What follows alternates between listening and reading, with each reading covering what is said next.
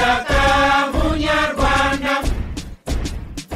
wari ishyaka munyarwandakazi. FPR inkingi ikomera, haranira ishema, ubutabera n'ubwiyunge.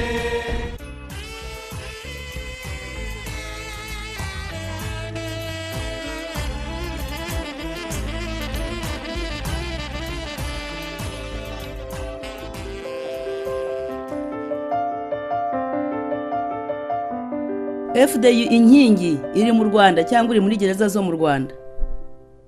Tubanze tubasuhuza ariko mwese abakurikira radio televiziyo Ikondera Libre, Ikondera ryigenga, mukomere. Turacyari muri Mutarama, turacyataramenya umwaka mushya w'2019. Twongeye kubifuriza mwese uyu mwaka kubabera mwiza. Tubifurije kugira ibisubizo byinshi n'ibibazo bike, tuzirikana ko ubuzima ari igikuri. Uwo ndetse akaba ari umwe mu murage abadukuriye barimo kugenda badusigira. Icyakora niba ushaka kubona amakuru n'ibiganiro bitambuka kuri radio televiziyo Ikondera Libre, Ikondera ryigenga ku buryo bwihuse, kanda kuri sabone usanga ku muyoboro w'Ikondera Libre kuri YouTube y'Ikondera Libre. FDU inkingi iri mu Rwanda cyangwa iri muri prison zo mu Rwanda.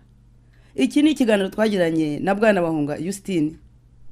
Bwana Bahunga Justine akaba ari vice president wa kabiri w'ishyaka ritavuga rumwe n'ubutegetsi FDU inkingi. Iri shyaka rifite Madame Ingabire Umuhoza ho umukuru w'ishyaka. Vice president wa mbere akaba ari Boniface Twagirimana, uherutse gushimutirwa mu buroko kugeza n'ubu akaba yaraburiye irengero. Uyu Bahunga akaza ari vice president wa kabiri.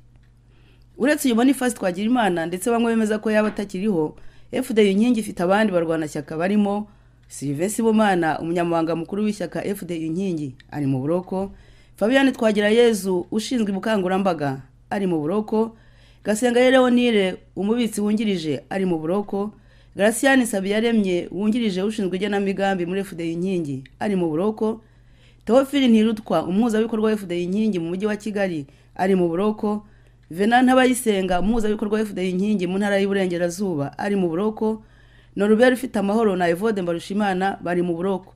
Harimo n'abagombaga kugezwa imbere y'ubucamanza ntibyaba kuko ngo iseru muri gereza yabyitambitsemo maze ibimpamvu yerega ngo nakabi gasekwa nk'akeza. Hari gusa Madame Victoire Ingabire nawe wafunguwe ku mbabazi za Perezida wa Repubulika, bamwe bavuga ko nawe nta mudendeza afite nko kumva ko buri cyumweru agomba kwitaba inzego z'ubuyobozi.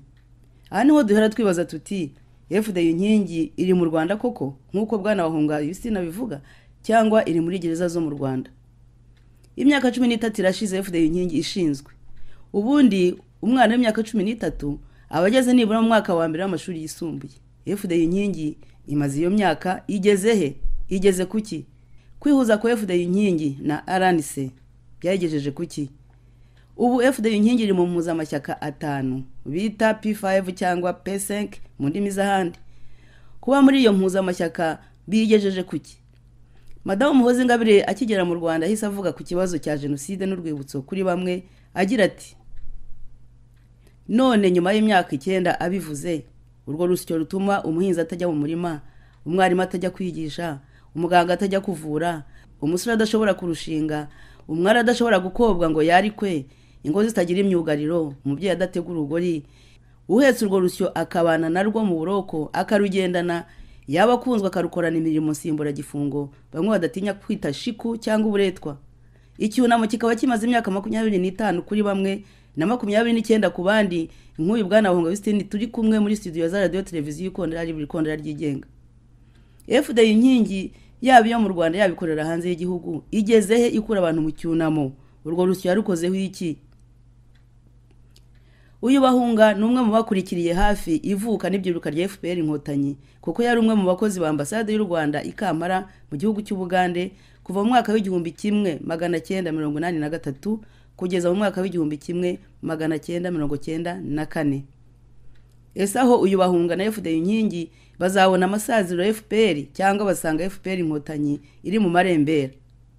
Bwana Bahunga twamoje kubyerekeye imishyikirano iriya impuzamashyaka P5 na FDU inkingi irimo basabye Perezida Paul Kagame. Byose ni mu kiganiro. Mukaba muri kumwe na Agnes Mukarugomwa na Vestina Umugwaneza.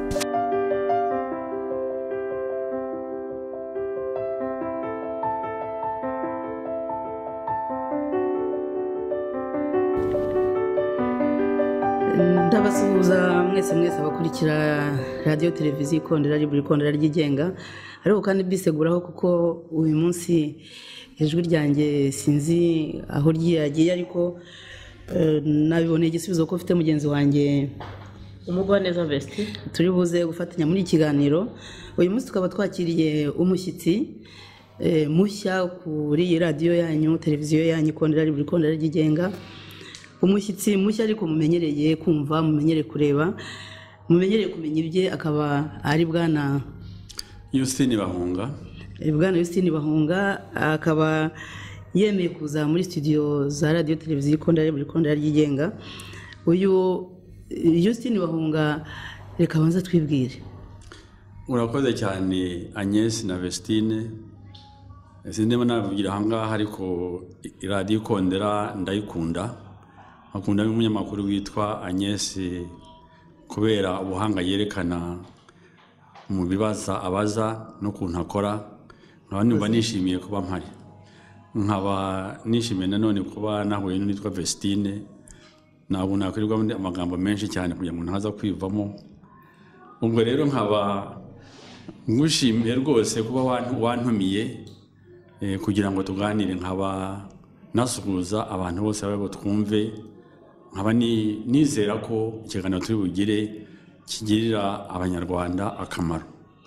Nagira ngo rero tubwire abatwumva mwese yuko uyu Justine Bahunga turi kumwe yashobora gukomeza kutwibwira, akatubwira uwo ari we muri ibi bihe turimo bya politiki. Urakoze cyane. Nk'uko ubizi nzi gukurikira cyane, ndi vice perezida wa kabiri wa FDU inkingi. Uwo ndiwe ndumva nanone harimo no kumenya aho nturuka, ukomeze mu buzima bwanjye. Nturuka ahitwaga komine Giti mu Rwanda. Nkaba mfite urugo, mfite n'abana 4. Nkaba nanone iyo uvuze umuntu kwivuga ni ikintu intera imbere, ikintu kinshimisha, gituma numva kubaho ari ngombwa. Nuko yewe mu buzima bwanjye kuva nkiri umwana nanga karengane. Nanga karengane. Icya kabiri nshimishwa no kubona umubano mu bantu, urukundo mu bantu. Icya gatatu nemera Imana. Bikaba nabyo byatumye njya no muri FDU inkingi, nibyo byaratumye nyijyamo kubera ko nasanze ibyo bintu byakari biteza imbere. Nkaba ku ikindi navugaga nuko nyine FDU ari nk'umuryango wa politike, abo ngo burebe tubuvuke, nabyo kuba ndimo byerekana icyo ntekereza n'ibyo nkunda. Kuko nkuko bavuga ngo mbwire uwo mugendana nzakubwira uwo uriwe. Amatwara yayo rero nkabanyemera cyane. Amatwara akaba ari demokarasi mu Rwanda, kwishyira ukizana. Hakaba ari igihugu kigendera ku mategeko. Cya gatatu kikaba ko umuntu agomba guhezwa mu byiza by'u Rwanda. Ikindi cya kane ni uko hagomba kuba koko ubwiyunge nyakuri budaheza, aho buri muntu wese akababaro ke kemerwa, buri muntu wese akumva ko akabara kundi muntu arake. Hari byo dutekereza ko bishobora kuzazana amahoro mu Rwanda. Ndabashimiye bwana Bahunga. Tugize Imana kuje uhagarariye ishyaka FDU inkingi. Abatwumva benshi bakunda kutubazaho ibibazo, batese nimutubonera umuntu muzamubaze FDU inkingi ihagaze itegeze he. Ese Bahunga, iyo ukubise icyumvirizo hanze mu bo muvugana cyangwa se mu bantu bandi aho bisoma, cyangwa nawe ubwawe icyumvirizo iyo gikubise hanze, wumva abantu batekereza iki ku ishyaka FDU inkingi?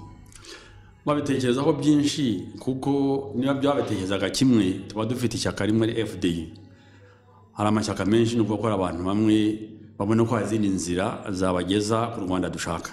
Wenda no impamvu haza amashyaka menshi nuko wenda bamaze kubona ko FDU harya yagiyeho ryari mu 2006. Kuva mu 2006 tukageza mu 2019, no kuvuga imyaka 13 irashize. nuko bavuga bati FDU itugejeje kuki nkawe nyine iyo ureba usanga FDU wavuga ko yageze kuki ihagaze ite ugereranije n'ibyo mwebwe mwishyiraho mwifuzaga ukagereranya n'icyo abaturage bifuza ukanagereranya nuko ibiriya wavuze nyine intego za FDU mwari mugamije ubona FDU ihagaze ite nyuma y'imyaka 13 nge mvuga ko ihagaze neza kuko urebye abantu bamaze kuyizamo urebye ukuntu ishyaka rimeze yifashe kuko ishaka kugira ngo rivuge ko rikomeye hari ibintu tugomba kwireberaho. Icya mbere ni ishyaka riba rifite amategeko arigenga, icyo kintu turagifite. Icya kabiri ni uko ishyaka riba rifite demokarasi hagati mu ishyaka. Turi mu mashyaka make ahindura abategereza abayobozi mu gihe bake cyateganije. Ikindi gutera imbere ni yo shyaka amashyaka make yagiye ari mu Rwanda akora adatinya gufungwa adatinya kwicwa. Icyo ni ikintu gikomeye cyane kuze abandi ahari amenshi ni gukoma amashyi kugira ngo n'ishyaka ryemerere mu Rwanda rikore yo gucirwa intege n'ibyo byose byerekana ingufu z'ishyaka kuko ishyaka ni projet. Wavuze uti umuyobozi wa FDU inkingi ariko ntabwo ndi inkingi uburyo n'ubu ngubu nshobora no kuba navuga bimwe na bimwe bidahuje cyangwa bidasobanutse neza ariko ntabwo ko ari FDU ni jewe ariko ukaba yihagarariye ubu ngubu.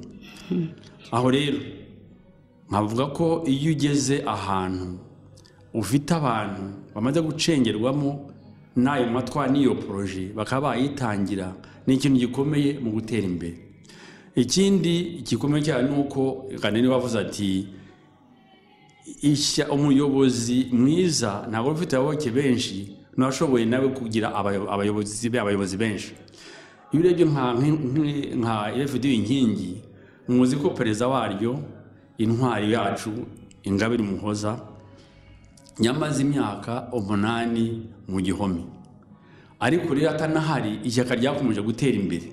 Uzi ko ahandi kubera ko ishyaka rigenda ku muntu umwe iyo agiye ku ruhande irako naryo risa nk'irizima. Twebwe rero nubwo yarahari byose twarabishoboye. Ikindi kandi cyerekana ishyaka rikomeye nuko riba rifite ibikoresho bihajya kugira ngo ushobore kugenda imbere.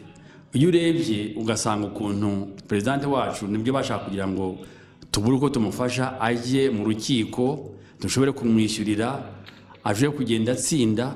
Ibyo nabyo no kwerekana ko twari dufite ubushobozi no kugira ngo ibintu kugenza ibintu neza kugira ngo ibyo bintu bishoboke. Ikindi ntabwo cyerekana ishyaka rikomeye no kuba dufite inganzo ideology ihamye. Nibyo nakubwiraga ko ihamye n'urwo Rwanda twifuza rurimo demokarasi urimo rugenda ku mategeko kandi umuntu wese adahezwa ku byiza by'igihugu. Hari abo muvuze yuko igihe Madame Ingabire yarafunze bitabujije ishyaka gukomeza gutera imbere, nyamara abakurikiranye ishyaka ryanyu Madame Ingabire amaze kugenda ryacitsemo ibice byinshi rigenda ribura n'abayoboke. Uko no gutera imbere ibyo ngibyo nibyo wivugiye kuvuga ngo byatakaje abayoboke benshi cyane simbizi sinzi aho akuye imibare ariko ingiyo mfite ntabwo ari kubivuga bako biyongerebye za CPR zavutse n'ingenje kurusha hadahari. Me nibivuga yuko ko ntacyo yakoraga nukubera ko imyaka yagendaga tumba kwiyongera. Niyo nanavuze ko cyerekana umutegetsi nyakuri nuko iya dahari ibintu bikomeza bikagenda. Nicyo kibazo kiri muri Afurika, iyo umuntu agiye byose birahirima. Aho ikindi rero wavuga guti ikindi gikomeye cyane abantu batajya batekereza nuko n'icyo gihe ari mu bunyururu ni ikintu gikomeye cyane cyajegeje ubutegetsi. Intambara y'Rwaniraga hariya twarwanaga y'Rwaniraga hari uti kubera iki urubanza rwe rwashyize ku gasozi ubutabera bwo mu Rwanda. Nta kindi kintu wabona cyashegeshe cyerekanye ko mu Rwanda nta kigenda. Ikindi cya kabiri nuko iyo ugiye nk'ubu ngubu kuri internet n'ahandi izina rye na FDU nta uhera kubibona akuba rero kucikamo ibice nanone no afite birimwe namwe n'abantu basa nkaho sinzi bano kubyumva ibintu nabi niba usa nk'abashaka kugira ngo twongere tujye muri muvoma banga muvoma kandi babona amashyaka menshi batugucya ari menshi. Ikindi nuko iyo muri projet mushobora kugenda mwagera mu nzira abandi bakaba batwebwe ubanza twebwe twaje ahandi kuvuga ko ari gucikamo ibice ibyo n'abantu babyivugira ariko umuntu yavuye urugendo twatangiranye reka mbe nigiriye hano nkora ikindi kintu ntabwo gucikamo ibice. Hari n'ikindi mwavuze kijyanye n'amatora ko buri gihe mwebwe ngo muri mu ishyaka rimwe rihindura abayobozi ariko nanone kubakurikira imibereho y'ishyaka ryanyu basanga buri gihe bagiye kuba ihindura ry'abayobozi nabwo haba ibibazo ni naho akenshi mutakaza bamwe mu bari abayoboke banyu uko no gutera imbere aho ngaho nanone ubuzima ni nka ishyaka ni nk'ubuzima bw'umuntu yurimo gukura hari ibice bimwe urugenda rwiyuburura akaba bivaho akaba n'iziyongera kuri ibyo nanone byerekana demokarasi kuko ahenshi hari abantu b'uruntu iyo habaye amatora ubwo abantu baba bapiganwa nanone ibyo bibaho hose ari na hano hari demokarasi ikomeye imeze iteye ibyo bibaho ahubwo icyo ureba ni uko iryo shyaka iyo byarabaye ryarakomeje kuko n'ikindi cyerekana ishyaka rikomeye ni uko rishobora kwikura mu bibazo bikomeye cyane kuba rero twarabishoboye rikaba rigikomeye rigenda ni imwe mu ngufu zerekana ishyaka rikomeye. Hari igihe rero nyine nk'abatwandikira bavuga bati se kuko iryo shyaka bavuga ngo riragenda rirakomeye nuko umukuru waryo yafunzwe nuko vice president wa mbere waryo bamwishe kuko mukanya uranza no kudusobanurira ibyerebana na bwana Boniface Twagirimana nuko ritanga ibitambo byinshi bavuga bayirimine bavuga benshi abafunza abapfuye uko niko gutera imbere kw'ishyaka gutera kw'ishyaka mu shyaka kugira ngo utsinde ari ntaba ikindi kintu ngomba gutsinda mbere na mbere muri ideology mu bitekerezo. Icyo byerekana rero nuko abantu bageze ku rwego ko babona demokarasi ko babona kugira igihugu ugenda ku mategeko ikuzo ndangagaciro zifite agaciro karenze ubuzima bw'umuntu ku giti cye. Icyo rero ni ugukomera bavuze bati igihe abantu bari mu kwiruka nk'abigendera bakize ubuzima bwabo cyangwa bajya gushaka amaramuko Victoire Ingabire Umuhoza yasize urugo rwe asiga akazi ajya ku rugamba. Ibyo rero nanone ubirebye muri za revolution ni ikintu gikomeye cyane kuko nk'ubu nacyo gitbazo numva leta yangu bifite nyuko iyo mbanza kubona abantu abantu b'abasore nk'abari bari muri prison bamwe bafite utwana tw'uduhinja bagakubita abandi bakicwa urabitwa Habarugira Jean Damascene bakasi Josi bamukuyemo amaso abandi bakaba bagikomeza kandi ubu ngubu bagakomeza byereka yuko ko revolution iri mu nzira udashaka kwihagarika. Nuko kuri mwebwe wenda nuko bitabariho mwebwe muri hanze mwumva ko abantu buri gihe bakomeza gutega itama rimwe bagatega irya kabiri bagakubita murumva ari byo muzakomeza kubamo mwumva mbese mwumva mufite ingufu kubera ko abantu bakubitwa iburyo bakongera bakubitwa ibumoso. Oya biteye agahinda biteye n'ishavu kugira ngo ufite nk'abantu b'abasore bafunze ntabwo ari ikintu cyiza ariko rero hari umuntu wanditse igitabo w'umunyakinyetwa Grain of Wheat avuga ngo iyo imbuto itagiye mu gitaka ngo ibore ntabwo izana andi mashami bariya ni ibitambo nta kintu kigira igitambo birababaje byagombaga kubaho ntabwo ntagomba gufungirwa ubusa ariko rero hari igihe abantu bagomba kugira ngo kwitanga kugira ngo bishoboke biti ni nk'abantu bajya ku rugamba ariko rero nanone hari uburyo bwinshi cyane hari umuntu wanditse ko hari uburyo ngo bitanu bwo kubaga injangwe 5 ways to skin a cat hari uburyo ubwo ni uburyo bumwe hari n'ubundi wene ntiwambaza ubundi buryo dukoresha kuko ntabwo najya kuri radio njye kuvuga za serivisi dufite ariko iyo nashaka kukubwira muri ibyo byose ntabwo ari ikintu cyiza ariko rimwe na rimwe nta kundi byagenda nuko abantu bashobora kwitanga ni nacyo gituma iriya leta iriho ikoresha ni ugutera ubwoba kugira ngo uw'ingaruzwa muheto wo kwemera ako kababaro. Madamu Ingabire Umuhoza Victoria akigera mu Rwanda hari ijambo yavugiye ku Gisozi. Biragaragara ko inzira y'ubwiyunge ikiri ndende, iracyari ndende, kandi koko urebye abantu bishwe muri iki gihugu ntabwo ari ikintu cyahita kirangira ako kanya. Nanone niyo urebye usanga nta ngamba ya politike ihari ifatika yo gufasha abanyarwanda kugera ku bwiyunge, kuko nk'ubu hano turareba kuri uru rwibutso ruragarukira mu by'ukuri ku bantu bahitanywe n'itsembatsemba kw'itsembabwoko ry'Abatutsi. Haracyari uruhare rundi rw'itsembatsemba ryakorewe Abahutu, kuko nabo barababaye, abantu babo bishwe, nabo baravuga bati mbese ibyacu byo bizagerwaho. Kugira ngo rero tuzagere ku nzira y'ubwiyunge nuko ako kababaro ka buri wese tukumva. Ni ngombwa ko Abatutsi biciwe, Abahutu babishe babyumva kandi bemera ko bagomba kubihanirwa. Ni ngombwa ko abantu baba barishe Abahutu nabo bumva ko nabo bagomba kubihanirwa. Kandi ni ngombwa ko Abanyarwanda mu moko yacu tuvamo anyuranye kumva ko tugomba gufatanyiriza hamwe mu bumwe, mu bwubahane, tukubaka igihugu cyacu mu mahoro. Ikituzanye rero no kugira ngo dushake uburyo dufatanyiriza hamwe gutangira iyo nzira y'ubwiyunge, dufatanyiriza hamwe gushaka uburyo akarengane gacika mu gihugu cyacu, gufatanyiriza hamwe gushaka uburyo Abanyarwanda twese tubaho mu bwisanzure mu gihugu cyacu. Murakoze. Avuga ati ndabona urwibutso rw'Abatutsi ariko rw'Abahutu sindubona, wenda mbivuze mu magambo yanjye ariko ntekereza ko ari ushyize mu buhine ari byo ashaka kuvuga. Ubu hashize imyaka 9 agiye, icyo kibazo yabonaga hari icyo cyahindutseho kugira ngo tumenye nibura ko hari ikintu koko ishyaka ryaba ryarazanye. Icyo kibazo yabonaga kijyanye no kwibuka hari cyahindutseho. Urakoze cyane. Aho ngaho nagira ngo wabivuze ko magambo cyinshi ashaka kuvuga, ariko magambo yaravuze ati ndabona yuko hari urwibutso rw'abantu, ariko rero abandi bantu batarabona ubutabera ni Abahutu, ababishe bagomba nabo kujya mu rukiko.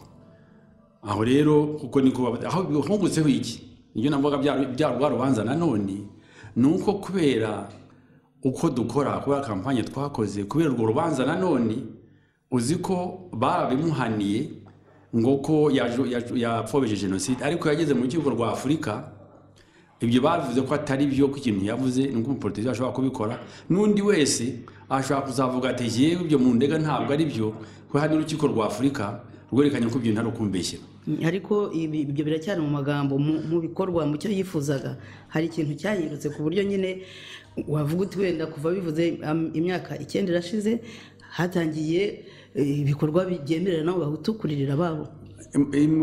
Biteye agahinda nyine ko batarabigeraho, naho tuganisha uko mu bintu byerekeye kugira ngo bizashoboke dushaka kugira ngo tuzagere ku butegetsi, ni nacyo politiki zibereyeho, kugira ngo ujye mu mwanya ushobora kugira ngo ushyire ibintu mu buryo. Aho ngaho niho mvugira ko twebwe mu bituri imbere mu icyo kintu ni icya mbere kiri kuri porogaramu yo kugira ngo kuko abanyarwanda kugira ngo bashobore kubana nuko agahinda ka buri muntu kemerwa. Muri porogaramu rero nuko bigomba kugenda, nuko abantu bose bagomba mu ishyaka ryacu nanone uribuka ko ntuza tubikora n'andi mashyaka tukibuka abantu bose kuko niho bizashobokera. Hari icyo muvuze yuko Ingabire yatsinze mu rukiko nyafurika, ariko nubwo urwo rukiko rwavuze ko yatsinze ntacyo byamumariye, kuko n'undi kugira ngo ejo bundi bamurekure ntabwo byabaye ku gutsinda kwe, byabaye ku mbabazi z'umukuru w'igihugu. Urakoze cyane, none icyo kibazo wamfashije cyane, nuko mu bintu bya politiki ikibazo kihaba ni ugusobanura uti urugendo rugeze hehe, kuko nkuko navuga mu bitekerezo bya politiki no mpuzamahanga uravuga uti se abantu babitekerezaho iki, no kugenda n'itafari. Nkaba nibutsa nanone Ingabire ajya kugenda, hari sinibuka izina ndaryibuka ariko kurivuga mu Kinyarwanda kuri sobo n'ikidemi cyera ngomba kuba ari igifurama kubivuga sinzi ko nabivuga, ariko rero yamaje ati so wa mudamu we ko hariya hari urukuta rw'amabuye uzarunyuraho uti. Kagame yubatse yaravuze ati nubwo nakuramo itafari rimwe zaba natanze umuganda wanjye. Ikintu muri kugira ngo urwanye ubutegetsi ikintu ukora cyambere no kugira ngo ikintu rishingiyeho ugisenye.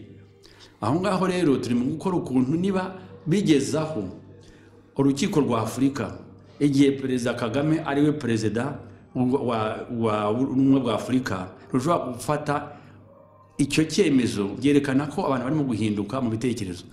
Ngira ngo wenda ejo bundi byashobokaga.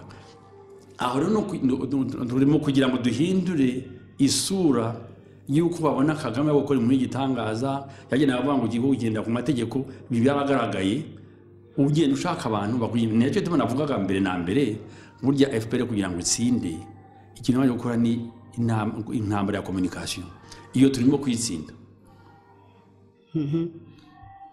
Kana bahunga ndashaka gusubira inyuma gatoya ku kibazo cyo kwibuka. Ntugasubira inyuma. Byerekeranye no kwibuka mwagize muti muri FDI inkingi nibyo duharanira ko abantu bose bakwibuka babo ko ubutabera bwaboneka hose. Nkubaze itariki yo kwibuka muri FDI inkingi itariki 7 cyangwa itariki ya 6 y'ukwezi kwa Mata. Urabizi numva ko ibintu byo kwibuka n'ibindi icyo dukora twebwe ntabwo kibazo amatariki. Bishobora no kuba ingendo bishobora kuba mu kwezi kwa 8 cyangwa 6. Icyangombwa nuko abantu bibukwa. Kurwanira ku matariki rero numva intambara itariyo. Iyi ntambara nuko buri munyarwanda wese wiciwe, umunyarwanda wese watakajwe bagomba kumwemerera akaba yarereruwe bitagombye kuri amatariki yashaka ari yose. Abahanga mu mateka iyo bibuka haba hari tariki fatizo iranga ayo mateka nyine ngo urugero tariki ya 7 Mata mu gihugu cy'u Rwanda bayigize tariki officiel yo kwibuka. Nkuko hano mu Burayi nabo bagira tariki bibukiraho abantu babo igihe bahagarikiye intambara, igihe basinyiye cyangwa igihe intambara yatangiriye. Niyo mpamvu mbabaza nti mwebwe muri FDI inkingi ni tariki ya 7 cyangwa ni ya 6? Nabumera mfe. Kuri ubu ngubu ibyo nakubwiraga nuko ku itariki ntabwo ari cyo kibazo. Ikibazo nuko tuvuga tuti ese muzabyibuka. Tuvuga kumvikana tukavuga tuti none ibyiza nuko twayishyira ku itariki ushobora kuyitashira se ku itariki ya mbere y'ukwezi kwa 1990 igihe intambara yatangiraga abantu bimba barimo gupfa. Ibyo utayishyira aho ngaho kuki mutayashyira se? Ibyo ngibyo ndakubwira ko ari ibyo ngibyo nizokumvikanaho mu ishyaka tukagivugaho. Ariko nicyo navuga mbere na mbere nabwa nyuma tuba n'ubwa nyuma nuko kuri twebwe amatariki ntabwo ari cyo tugomba kurwaniraho. Kuki mwayishyira noneho ku itariki ya mbere z'ukwa 1990? Kuki mwayishyira ku itariki ya mbere? Namusubizaga nuko aramuza ati kuki mutabishyira ku itariki ya 6 navuga no kugira noneho tutashyira ku itariki ya mbere ukwezi kwa 10 cyangwa tukabishyira andi muntu wenda wundi. Duhe igisubizo noneho. Igisubizo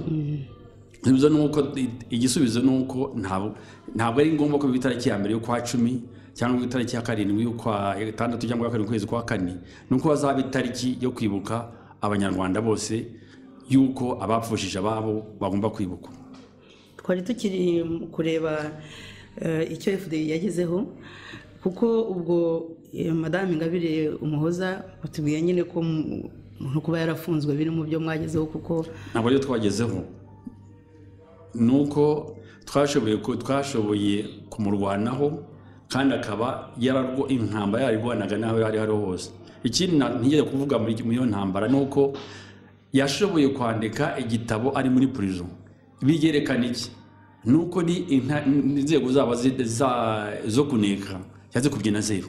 Nayo indi ntambara no kwerekana ko inzego za leta zidakora. Ariko ntekereza ko bamwe bavuga ko wenda mutaramenya abakora politiki mutaramenya uko FPR ikora ko ari byo wenda mwibwira. None se niki kigaragaza yuko ari watsinze ko inzego za leta zidakora? Niki kibigaragaza? Nejo ubundi hafunguriwe yashatse kuvuga nabwo bati funga umunwa. Urakoza Nyesi ahubwo uramfashije cyane. Hari ikintu kijya kintera ikibazo nanjye nuko abantu biyo ko ari abantu hari bitangaza ko ari nk'Imana bawureba huri baturusha ubwenge bashubwenge ngicyo kintera gahinda. kintera agahinda kugira ngo mbwire abana banjye ngo hari ubwoko hari abantu hariya bazi ubwenge bwagiye ntuza bumeze bute. Icyo ni kirakomeye cyane kubera iki hari ibintu bitagira psychologique kwereka uwo mu Rwanda ko ntacyo amaze ko ntacyo ashoboye. Nkaba ngira rimwe na rimwe ariko ndazi ko atari ubivuga nzi ko uri mu kuvuga by'abantu bavuga bamwe na bamwe nuko icyo ni ikintu kibi cyane mu ntambara turwana y'ingiya na politiki kwereka kubwira abantu yuko bari abantu hari bihangange atari byo.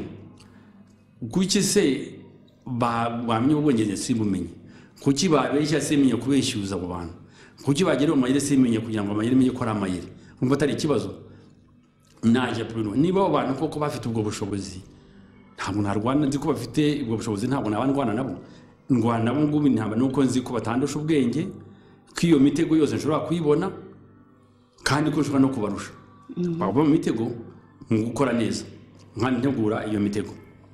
Ariko ubwo Madame Ingabire amaze kujya mu Rwanda ndetse anafunzwe nubwo tubwira ko ishyaka ryakomeje gutera imbere. Sinzi niba ari byo kuko byabaye ngombwa ko mwihuza n'irindi shyaka ryitwa RNC. Urakoze cyane hari mu bintu nanone ibintu byo gushaka ubutiye gushaka ingufu nawe twenyine urabonye ntuza abanyamerika bajya gutera muri Iraq ayo bita coalition of the willing. Ahandi hose kugira ngo ugire ingufu ntabwo ari ingufu zawe wenyine nkatagira navuga ku byerekeye ku rugero rw'inkotanyi ntabwo bahatsinijwe nuko barafite ingufu zabo bwite nuko bashatse abandi bantu kugira ngo bafashe kugira ngo barwane. U Rwanda rero nanone nuko ikintu kizatuma tubishobora nuko dushyiraho inzego cyangwa amahuriro arimo abantu bashobora kuba bahumuriza abantu bose. Nk'ubu ngubu urebye nk'amashyaka turimo hari nka FDI urebye abenshi barimo n'abantu bari mu Rwanda n'abantu bakoze mu butegetsi bwa kera bwa Habyarimana bwa Kayibanda n'abantu batari mu mashyaka muri 91 n'abantu nanone batagize bajya mu mashyaka harimo abakuru nkanjye harimo amajigija harimo abasore hari n'abandi. Uti kubera iki no kugira ngo abantu bose bisangemo bari naho giki. RNC urebye abantu bayitangiye n'abantu baze muri FPR harimo n'abandi bantu bataye bayirimo hakabamo ubwo ni abantu bavuze imyabyo kuko hari n'abandi bahari. Uti kubera iki no kubera yuko ruya Rwanda turimo kubaka tumuza ikintu gihumuriza buri muntu. Ntabwo tuzajya muri gatebe gatoki ngo umwaraje ndarasohotse twabishobora dute. Twumva rero kugira ngo tubishobore ariko twashaka abantu dufite umugambi umwe kubaka icyo gihugu bashaka nabo kugira ngo amahoro azasabane kugira mu Rwanda rw'ejo hazeho u Rwanda buri muntu wese yisangamo. Hari rero nk'abajya bavuga bati FDU ryari ishyaka umukuru waryo umuyobozi waryo wari Madame Ingabire Victoria nta cyaha yari afite uretse ngo ibyo bamugeretseho nubwo urubanza rwe rutararangira nta cyaha yari afite nta n'amaraso yageraga ku ntoki. Ariko bati abo muri RNC cyane iyo uvuze RNC igaragaramo General Nyamwasa kandi benshi bavuga ko ashobora kuba afite amaraso ku ntoki kubera ko ngo ari abategekaga DMI. Kandi FDI kuki yahisemo kujya kwifatanya n'ishyaka ririmo abantu bakekwaho kuba barakoze itsemba ry'abahutu. Icyo kibazo ni cyiza cyane none kuko abantu bakibazaho. Navuga yuko ko abantu dukorana nabo hari RNC hari n'andi mashyaka andi utavuze harimo ishyaka amahoro naryo ibyo turabigeraho nyuma kuko abo baje nyuma ariko mariage mwahereyeho yari ya FDI na RNC sinamenye wari umuhungu cyangwa sinamenye wagiye kurambagiza undi n'umuranga sinzi wari we. Ni ikibazo cyiza cyane kuko biramfasha kugira ngo nsubize abantu bazi icyo kibazo. Nuko RNC ntabwo ari umuntu ni ishyaka. Ishyaka rero riba ni projet nkuko wanakubwiye ngitangira nubwo ndi umuyobozi ntabwo ndi ishyaka FDI. Ntabwo rero tureba umuntu tureba ishyaka tukareba amatwari igenderaho tukareba dufite code de conduite twashyizeho tugenderaho ikindi kandi ubu niba hari umuntu muri bo ufite ibyaha twe tuvuga ko ku muntu wese babya presomption d'innocence yashyira mu kinyarwanda ko twemeza yuko ko igihe tuzageraho tugomba kugera hagomba kujyaho urukiko rutarenganya buri muntu wese ari nanjye n'undi muntu wagize icyo akora bazahamagara akaza agasobanura ibyo yakoze. kuki se mugomba gutegereza nk'ubu mwebwe muri hanze Nyamwasa ari hanze ndi wenda n'abandi uko muri hanze ntabwo mwavuga muti hari umuntu ukekwaho kuba yarahemukiye u Rwanda reka dutange ikirego turi hanze nk'uko mwagiye kurega Kagame irahebwa uretse ko nazi nyuma y'icyo kirego cyo cyatanze mwamwarigeje namwe kugerageza kumenya niba koko yaba ari umwere cyangwa atari umwere. Ibyo nakubwiraga ntabwo turi ubutabera ntabwo turi leta iri mu buhungiro ngo dushyiremo inzego zijya zicira abantu imanza. Icyo ni cyo kibazo gikomeye cyane nanone waba ukora nka Kagame waturiya muntu yakoze ibyaha dutangire tumwandikeho. Icyo nakubwira nuko nemeza nuko umuntu twahuye n'ishyaka dukorana naryo hari amatwara rigenderaho hari ibyo twumvikanyeho hari nuko tuvuga ko bizagenda nyuma y'uko tugeze ku butegetsi. Ikindi cyane navuze ni ubyerekeye ukuri kw'abere byabaye mu Rwanda n'ukuye. Ibyo bigomba kugira ngo tuzagira amahoro ifo ko abantu bamenye uko byagenze kuko buri butegetsi bugiyeho busobanura amateka bukurikije kugira ngo noneho ubutegetsi bwabo bukomere. Nk'abo bari muri RNCC iyo muganirire bagerageza kubabwira bo ibyo babayemo ukuri kwabyo kuko ndabibaza mpereye ku byabaye ejo bundi ku ihanurwa ry'indege yari itwaye umukuru w'igihugu habuze umuntu wavuga ko yari ahari. Wavuga ahubwo Nyamwasa wavugaga ari mu bantu bamwe bajya gutanga temoignage wandi watanze temoignage arandika kugira ngo azaye gutanga temoignage asobanura uko byagenze.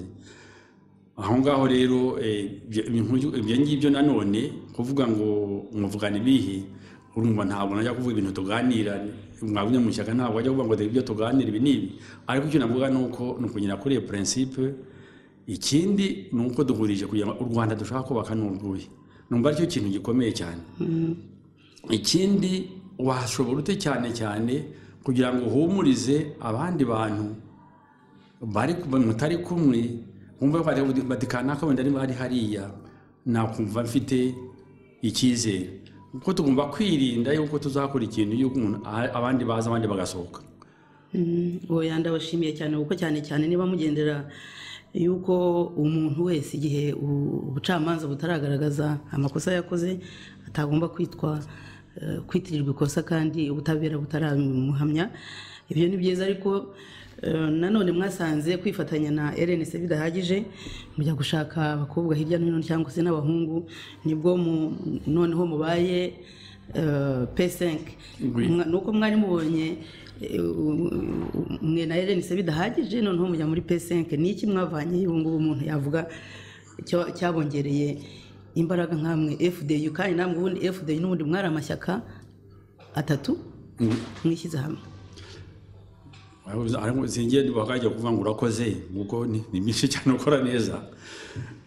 Ni ukuvuga ko twebwe n'ayo mategeko dufite buri muntu wese ufite indangagaciro nk'izacu twifuza ko yazi wacu kuko umuntu wese tugiye guhura nawe agomba kuba za negotiation d'abord ntabwo ari automatique. Twagiye n'ubu dushoboye no kugira ngo abantu bose bazemo turabyifuza. Abo rero abo dushoboye kugeraho muri iki gihe na abandi batatu ni PS Imberakuri hakaba PDP Imanzi ya Deo Mushayidi hakaba na PDP Imanzi na Amahoro PC. Ibyo rero nabavugaho nuko abantu bo muri Amahoro abenshi n'abantu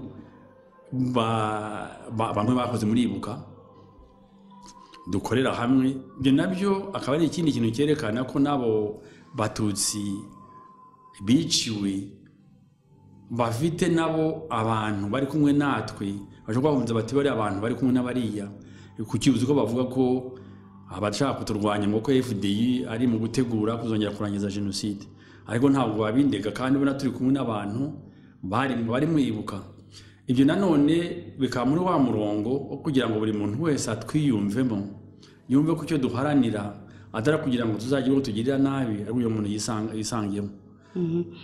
ubwo ariko tukiri kuri iyo P5 hari ishyaka rimwe Amahoro People Congress yari ifite umurwanashyaka witwa Mukantabana aza kugira atya ari muri Amahoro People's Congress, People's Party je pense ya aragenda ajya kuba ambassadrice wa FPR.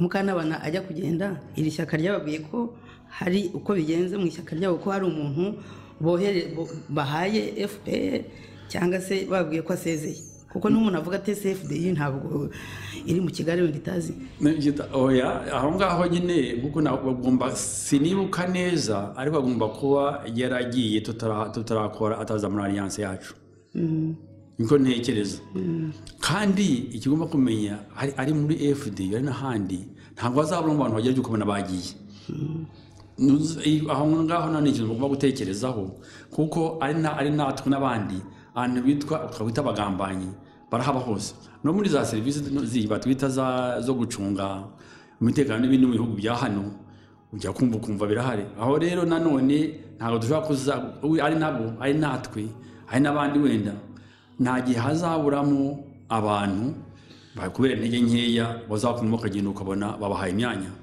n'ubivode simwe muri abo ngabo urabonye ukuntu ntiyari kumwe na Rukokoma wajya kubona ukabona arigendeye ubu ngubu niwe ntabwo urabizi kundusha.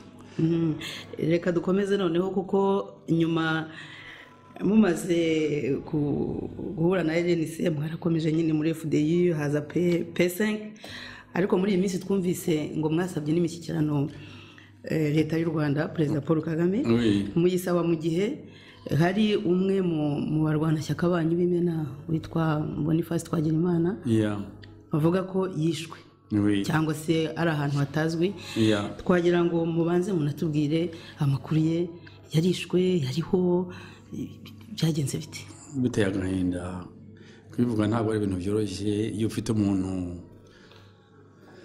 umuvandimwe mwakoranaga akaba ari umusore ufite urugo ruto kumva baramujyanye biteye agahinda amakuru ye ntabwo tuzi aho ari ariko uko bigaragara ntabwo ari byo bavuga ntabwo ari byo ko ari umuntu wagize cyagacika akagenda kubera iki ibyatangaje cya mbere nuko bamukuye mu bandi mageregere bakamujyana Mpanga niho aho ngaho bamujyanye no muri yo president hagati hari akazu gafite ibyumba bitatu habayemo mbere ye harimo Mushayidi harimo Niyitegeka harimo na uriya wari wo muri FDLR uriya mu generali bamaze kuvamo umujenerali yitwa Aimable twande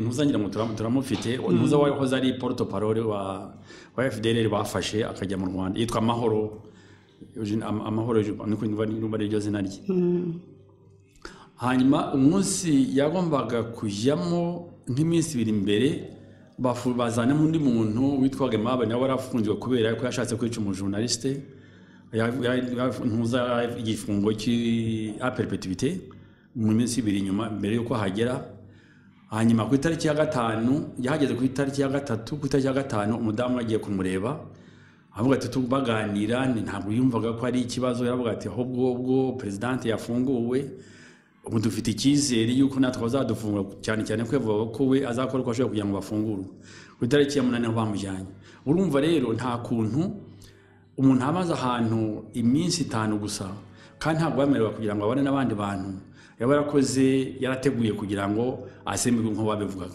ikindi kandi ntabwo bigeze basanga urugi rw'inzu rwamenetse aho rero tukavuga tuti nta kundi agomba kuba ari ni services za leta zonyine ko bazaramujyanye ikindi niba wibuka neza nanone ntabwo ari ubwa mbere twagira Imana bamufata hari igihe bigeze gushaka kumufata nanone kumwiba mu gihe cya 5 y'ukwezi kwa 12 2015 yaravuye kwishyura amazi kuri electrogaz ageze mu nzira imodoka arahagarara ashaka kwambuka abantu baje bashyize ku munigo bashaka kumushyira mu modoka hanyuma hari abamotari banyuragaho batuma umuntu bite muri mu gufata ngo turimo gufata umujura wiba za ordinateur bati noneho barafite imodoka civile ahubwo ati se uwo muntu niba ari umujura reka noneho tujyane nawe hari polisi hariya hafi bamujyanire baramuherekeza bamugira Remera ageze Remera baragenda baramubika turabaza baraduha nta magwaza ahantu ari nyuma y'iminsi 3 niho yabonetse ngo iyo atahaba rero nanone icyo gihe ataba abamotari ntaho yaburi irengero bamurumva ko ari umuntu bashatse n'ibindi bihe byinshi cyane bamusanga y'Igitarama hari ubundi bamukurikiranye Nyabugogo n'umuntu rero wari ntaho cyari ikintu gishya cyo kugira ngo ubwo kubikora nanone bisa nkaho ari ukurangiza umugambi bari bateguye kuva kera ukavuga uti imishyikirano n'icyo wagize imishyikirano. Reka tubanze turangize wenda iyo cya Boniface ubundi ni umugabo ungana iki yarakuze cyane afite imyaka ingahe afite abana se? Afite abana babiri umwe imyaka 5 n'imyaka 3 n'imyaka 7 ngumva afite umugore muto. None se mwabwira batwumva ko yapfuye kuko ubu ngubu noneho presidente Madame Ingabire ari mu Rwanda. Abantu bavugaga bati wenda aracyafunze ntabwo yashobora gukurikira ibihari ariko ubu ngubu barayibereye. Ukuri afite n'ukuye. Ukuri nuko nawe arabaririza akabaza inzego ariko uzi nka leta uko imeze turayizi niba ari bamushimuse ntabwo bazigera bemera ko bamushimuse. Ubwo badufite nuko nko byagendekeye Iragena nko byagendekeye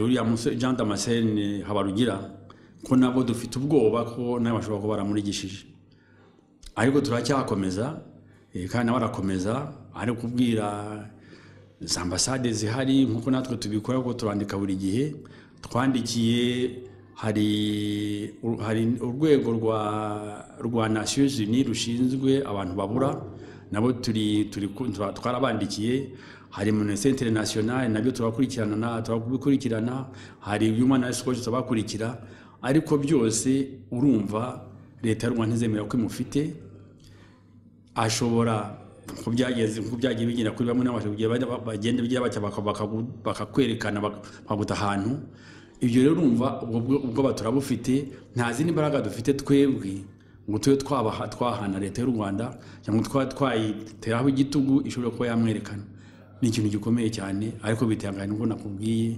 tuzakomeza dutekereza tugira icyo cyizere wenda ko ashobora kuba gihumeka. None se muri kiriya gihugu wenda ntabwo bize ubu utakibamo hagomba igihe kingana iki kugira ngo umuntu avuga ati umuntu wanjye ndamuhebye turire twihanagure kiriho tukirangize abantu bakomeza imirimo. Urumva rero nyuma aho nashyiramo wenda ko wenda ari amarangamutima hari igihe iyo umuntu wawe utaramenya neza icyamubayeho ugerageza kumenya ko kantu kakizere wenda ko ashobora kuba kiriho. Icyo cyizere muragifite? Cyizere ko bishoboka ko ashobora kuba kiriho. Ikibazo nanone cya kiriya gihugu niba ubizi ntabwo ushobora kumenya nanone ibyo bazakora cyangwa ujugundi bakora ibintu bihuye n'ibyo wategereje ngo bakubaho. Nacyo gituma iyo bavuga ngo umuzango ubwenge cyangwa ngo amayeri cyangwa ubushobozi bw'abari abantu icyo nabonye yewe mu gihe nabayeho nakurikiranye byabo nuko akenshi bakora ikintu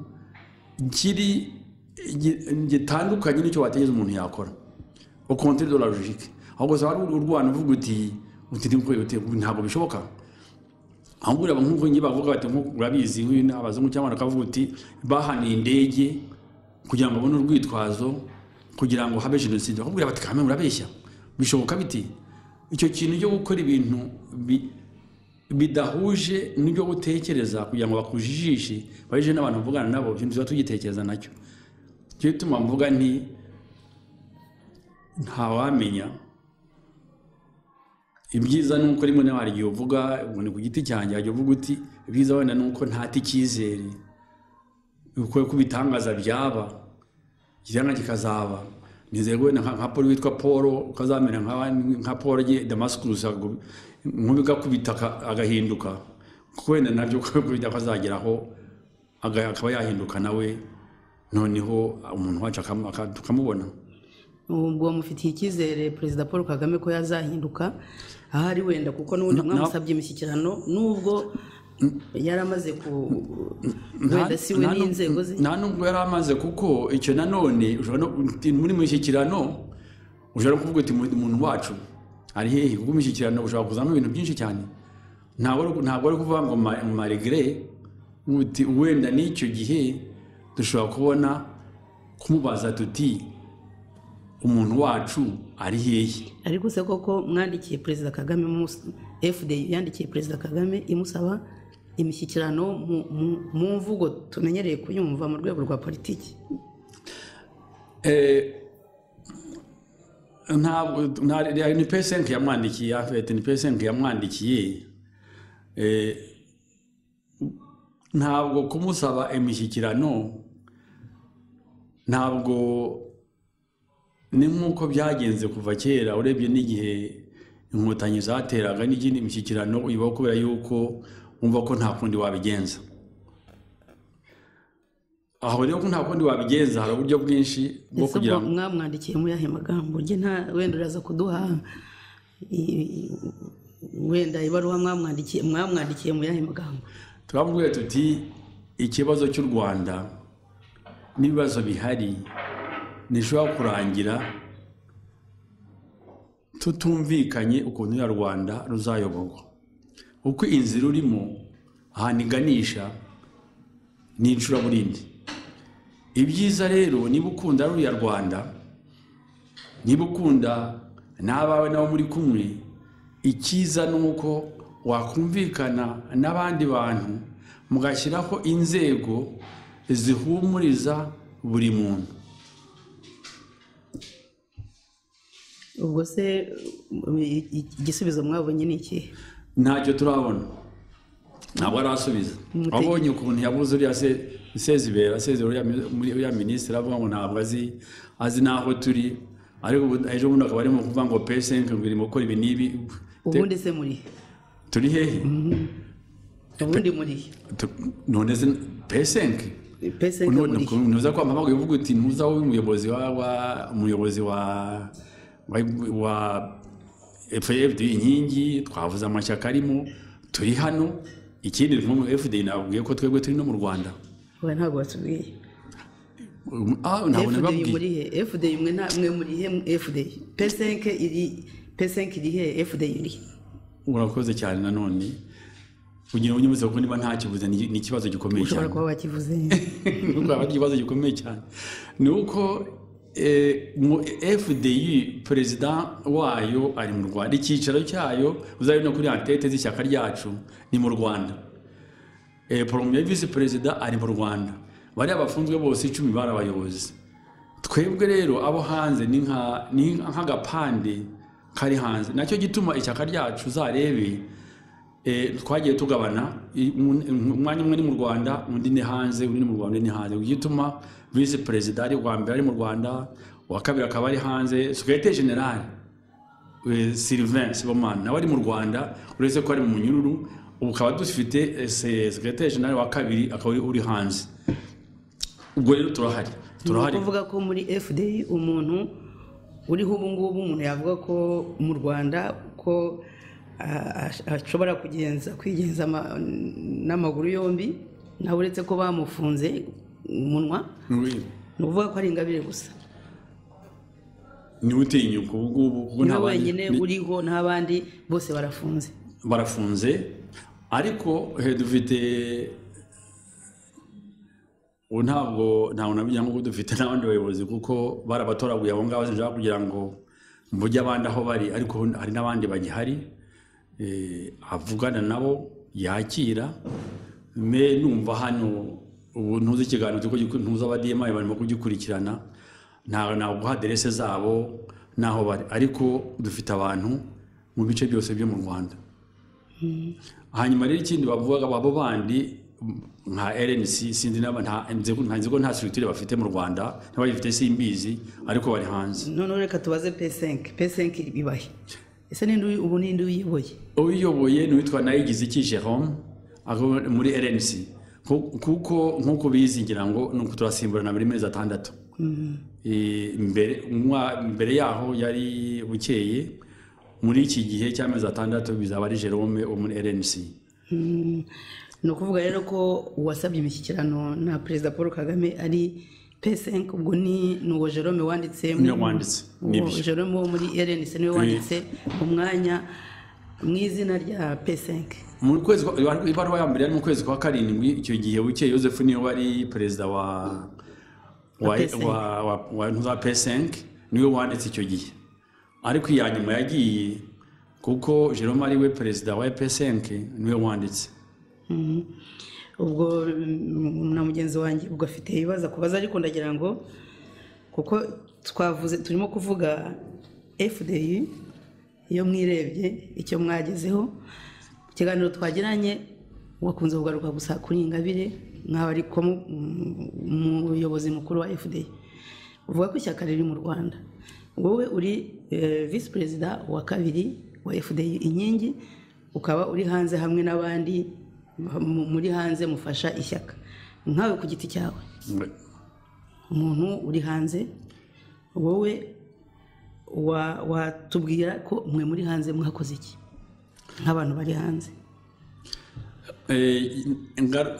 ngaruke ku kintu nanone mu ntambara turwana ndumva hari uburyo butatu abantu tugomba kwitaho batatu cyangwa inkingi cyangwa amashyiga atatu cyangwa abiri icya mbere muri politiki n'abanyarwanda bawe bakujya inyuma abanyarwanda mu Rwanda nk'uko nakubwiraga nta wundi muyobozi nabona wabona washoboye kwemera kubaho nk'abanyarwanda kugira ngo ubare bwabo abwishyireho ntawe kuba ntuzabita ngo Kagame ngo ni jimo wa Yezu impanga ya Yezu ariko rero ndumva gukangura abanyarwanda ntabwo birenze umuntu kugira ngo yemere ajye mu Rwanda abandi nabo afungwe yidantivize umuntu mu Kinyarwanda n'akabare kabo ikindi aho ngaho ni ukuvuga sensibilisation y'abanyarwanda kugira ngo bakore icyo gitekerezo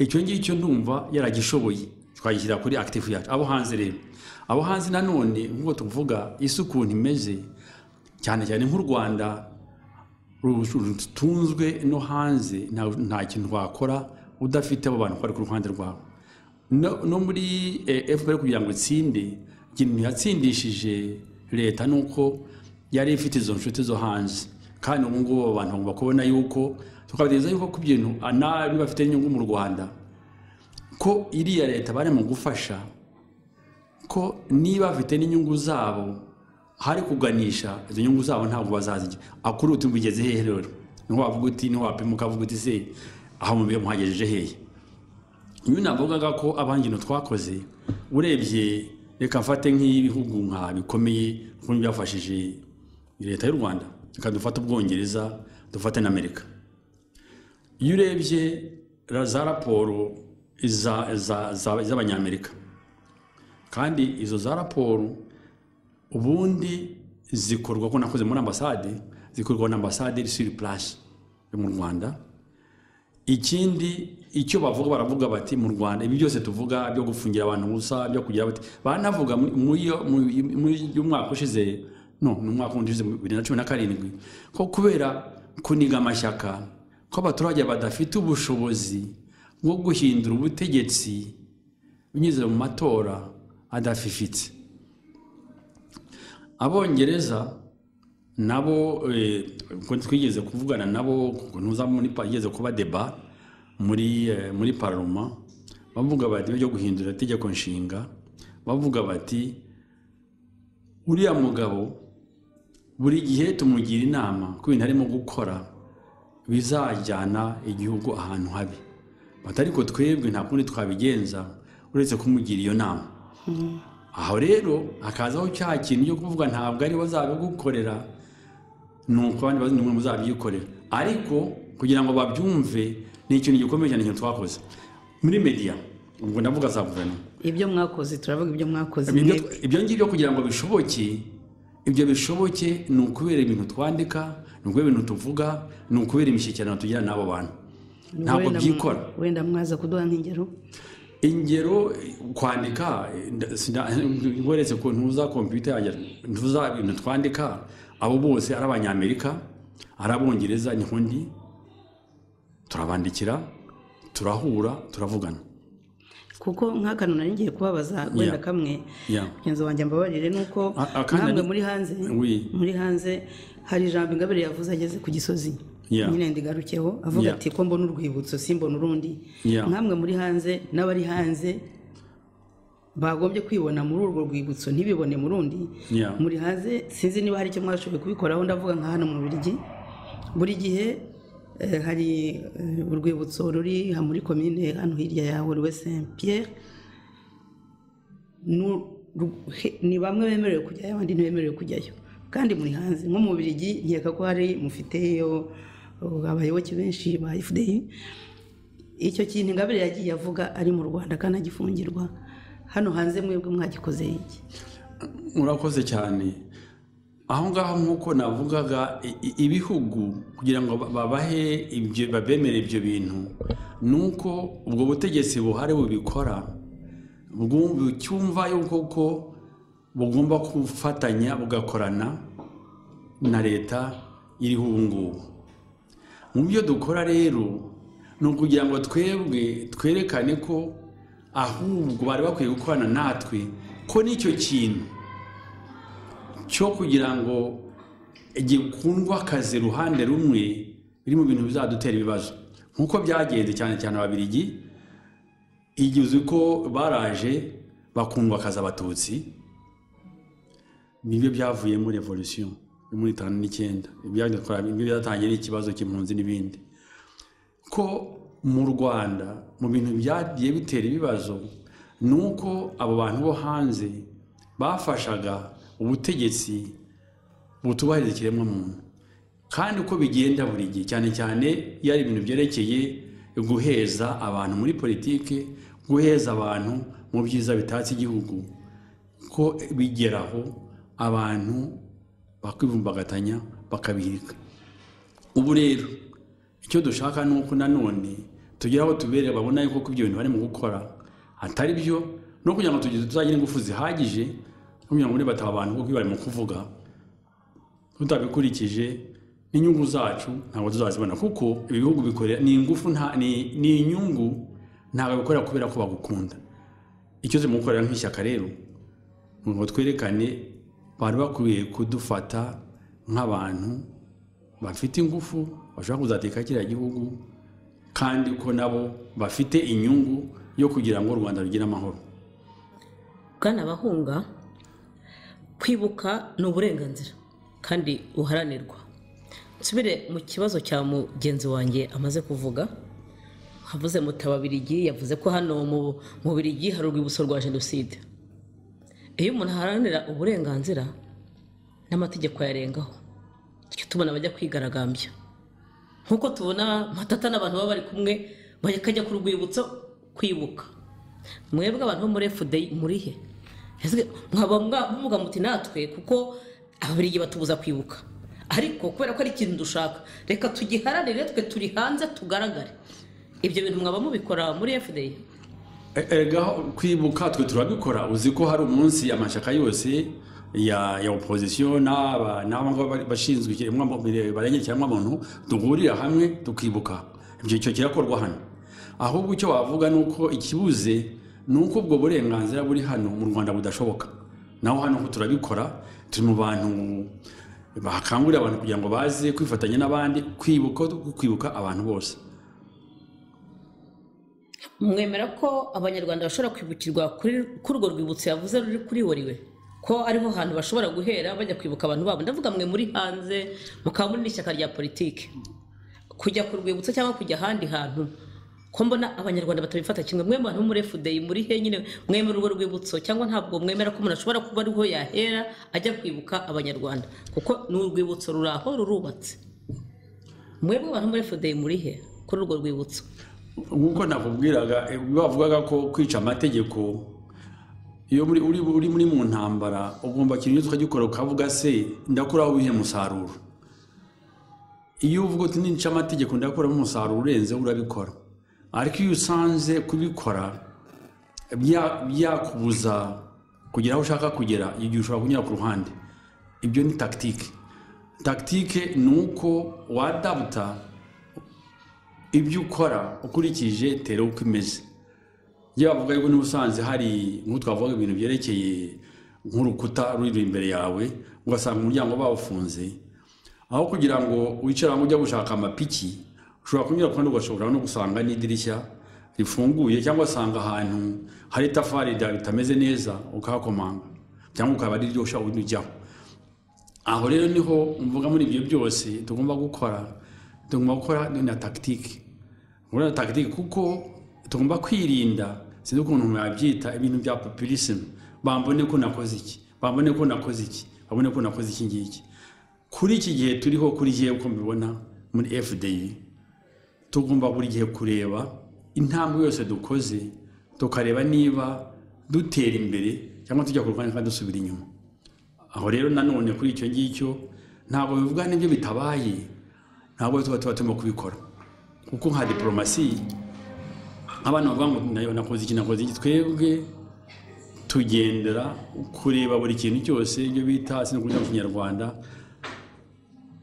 evaluation des risques, n'ikindi kureba buri action irangiza hehe, irangiza ku kihe kintu. Uko ubundi twaba nka bamwe na bamwe uzi bavuga ngo ntuza ko abantu ntuza bashaka ibingibi reka ibyo dukora babone ko turiho babone ko dukora. Ikindi abantu batazi nge nakoze muri diplomasi nabo ko ndi expert, akenshi bya bintu bikora ibintu ubona byabanje kurangira mbere y'igihe. Ibintu ubona hanze ni ibintu byateguwe mbere badi byakomunike. Natwe rero hari igihe n'uwo mukorana abwira ati ntabwo ushaka kugira ngo ugende ubisakuza. Nyamara gana bahunga hari ibyo abanyarwanda batwandikira, hari n'ibyo tugenda dusoma hirya no hino. Hari abagira bati nyamara abantu muri FDI batijya kuvuga ikibazo cyo kwibuka abantu bishwe, abantu bo mu bwoko bw'abahutu bishwe muri jenoside, kubera ko abantu bari kumwe muri P5 bagaragaye muri ubwo bwicanyi. Ubitekerezaho iki? Ntabwo ari byo kuko kwibuka nkuko nakubwiye mu bantu bajya kukwibuka mu RNC, muri bantu babiterwa RNC ntabwo ndahana mu Bubiligi na FD baba bahari. Donc ku bantu turi hanze ntabwo icyo kibazo ntabwo gihari, ikintu cyo kwibuka nuko tukwibukira hamwe n'ikibazo ntabwo ikibazo gihari. Ari ikindi kandi nuko hari abantu nyine nabyo nibaza iyo ntuza ikintu abantu babitekereza kuvuga ko FDI kubera ko iri kumwe n'abariya ntabwo ifite ingufu zihagije, ntabwo yafirima bihagije, mu kubakurura. Nge numva bibaje ko ntuzanimva ari nk'agasuzuguro ko nta bwenge dufite abagukora kujyana nk'umwana. Ibyo birambabaza cyane. Nzi ko dufite abantu bahagije, bize bihagije, batinyutse bihagije, batunguze bihagije, udashobora kugira ngo ukurure nk'ukuri umwana. Nagira ngo wenda tugende tugana ku musozo w'ikiganiro cyacu kuko ndetse turabashimira kuba mwashoboye kuboneka, ariko hari icyo mu kanya bavuga guti ibintu bikorwa no muri ambasade, birakorwa ni communication, kandi namwe mwakoze muri ambasade y'u Rwanda mu Bugande muri cya gihe aba muvuga barimo kwica abaturage muri cya gihe bateraga u Rwanda. Twagira mu twibutse igihe mwabereye conseiller muri ambasade y'u Rwanda mu Bugande. Ni kuva muri 1983 kujya muri 1994. Murumva rero iyo myaka ni myinshi, hafi imyaka 10. Ubu se wabwira abantu ko udafite uruhare mu byabaye mu Rwanda? Warishyaka munyarwanda, warishyaka munyarwandakazi, FDI inkingi komera, haranira ishema, ubutabera n'ubwiyunge. Rwanda gihugu cyiza, wowe watwibarutse none ukaba uziritswe mu bibazo n'ingoma y'igitugu. Warishyaka munyarwanda, warishyaka munyarwanda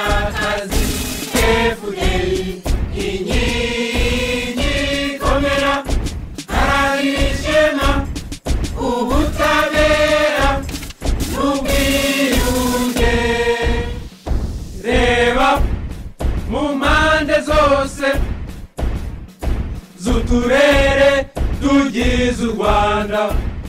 Abana bawe baratotezwa, bararenganywa. Ibi bigomba kurangira.